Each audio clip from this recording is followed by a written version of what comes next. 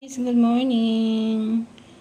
Good evening. Ayan, mayroon po tayong babaksing. Ang aking new spoon.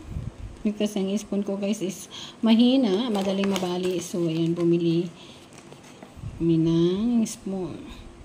Amount 350 or 43. Ayan.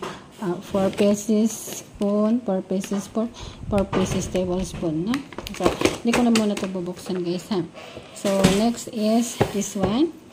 Ang aking new pot. Ayan. Ang lutuan, guys. So, tingnan natin, guys, kung ano ang klase nito para mabuksan natin. Okay. So, oh my God. Oops. Oh my God, pala ang lagbukasan, guys.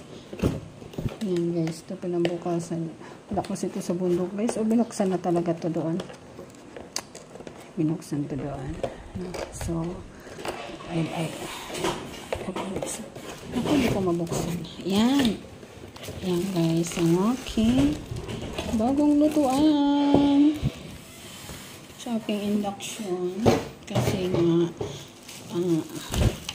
need namin ng lutuan, lalo na lutuan ng kamote. Ayan, diba, kamote, noodles, yan lang kaya kong lutuin, guys.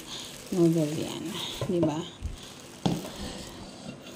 yan, or paksiwan ng isda, diba.